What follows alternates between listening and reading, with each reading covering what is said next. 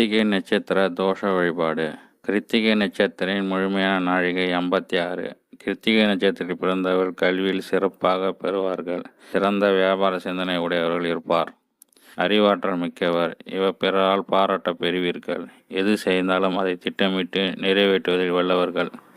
இவருக்குள் ஒரு சில ஞானியாகவும் புலமை மிக்கவராகவும் புகழ் பெறுவதும் உண்டு. கிருத்திகை நட்சத்திரக்குரிய தெய்வம் முருகப்பெருமான். உரிய கிரகம் சூரியன். இந்த கிரகத்துக்குரிய அதிதேவதை சிவன். சிவனை வழிபட்டால் பல்வேறு செல்வ வளங்களை பெற்று மகிழ்ச்சி பெறலாம் என்கிறார். ஈரோடு மாவட்டம் ஆவல் பூந்துறையை சேர்ந்த விஜயசாமிகள் அவர் கூறியதாவது, சூரிய வழிபாடு மிகவும் தொன்மையான வழிபாடு. கிருத்திகை நட்சத்திரக்காரர்கள் சூரிய வழிபாடு செய்வதால் சகல செல்வங்கள் பெறலாம். சிவாலயங்களுக்கு சூரிய பகவான் தனித்து நவகிரகங்களுக்கு நாயனாகவும் வீற்றிருக்கிறார். ஏனைய ஆலயங்களில் நவநாயகர்களுக்கு நடுநாயனாக வீற்றிருப்பது தான் நாம் காண முடியும். சூரியன் எமக்கு வெளிச்சம், வெப்பம், சூடு, உஷ்ணம் ஆகியவற்றை தருகின்றார். அதே போன்று சூரியன் வெப்பத்தால் கடல், ஆறு, குளம் முதலானவற்றின் நீர் ஆவியாக மேலெழுந்து பின்னர் மழையாக பொழிகின்றது. இதனால் விவசாயம் மேம்படுகிறது. நீர் விவசாயத்தால் மின்சாரம் கிடைக்கிறது. எனவே நமது வாழ்வுக்கு நன்மைகள் கிடைக்கின்றன. காத்திரை சுந்தரேஸ்வரர் திருக்கோயில் கிருத்திகை நட்சத்திரக்காரர்கள் வழிபேண்டியவன் தலம். காத்திரை சுந்தரேஸ்வரர் கோயில். தல வரலாறு. பத்மாசுரன், சிங்கமுகன் உள்ளிட்ட அசுரர்களால் பாதிக்கப்பட்ட முனிவர்கள், தேவர்கள் தங்களை காப்பாற்றும்படி பார்வதி தேவியிடம் முறையிட்டனர். இவர்களது குறையை போக்க பார்வதி சிவனை வேண்டினால். சிவபெருமான் காத்த ஜோதி நெருப்பு வடிவம் யோகம் பூண்டு தவம் செய்து கொண்டிருந்த காலம் அது.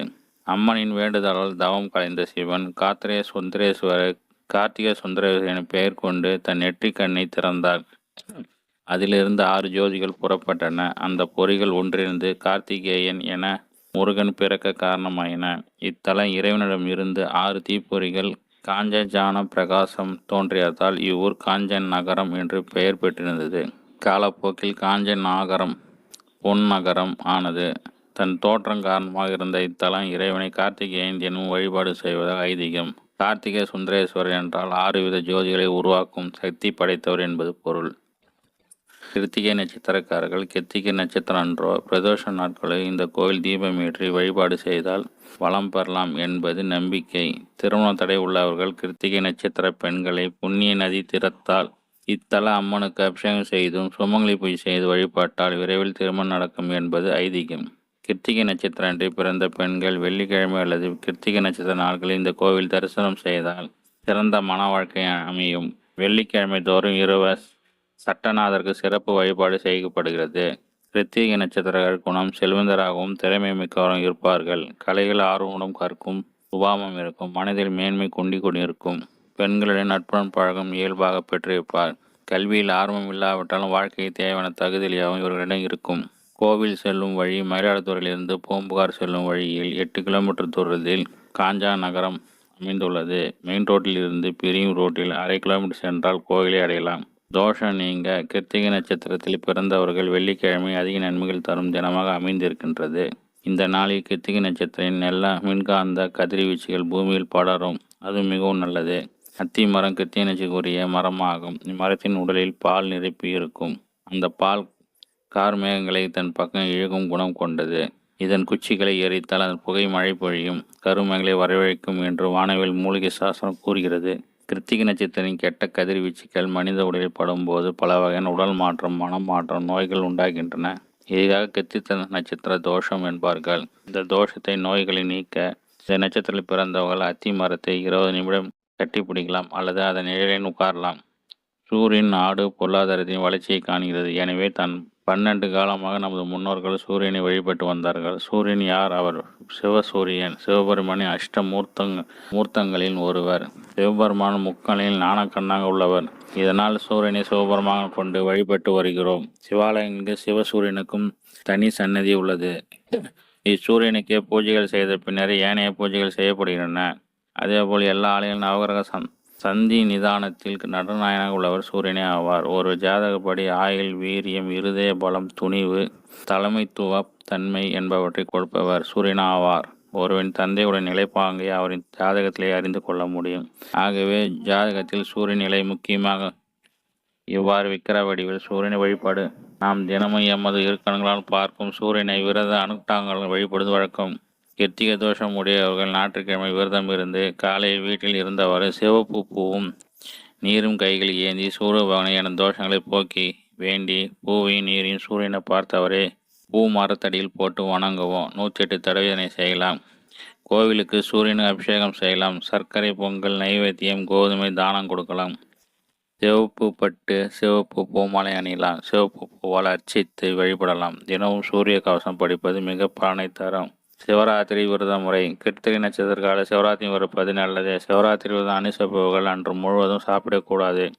உலகத்தின் அமைதிக்காகவும் நன்மைக்காகவும் சிவாலயங்களில் ஓமத்தில் ஏற்பாடு செய்வார்கள். ஓம் நமச்சிவாய் என்ற மந்திரத்தை உச்சரிக்க வேண்டும். சிவராத்திரி இரவு கோவில் அனைவரும் ஒன்று கூடி சிவாய நம நாமத்தை உச்சரிக்க வேண்டும்.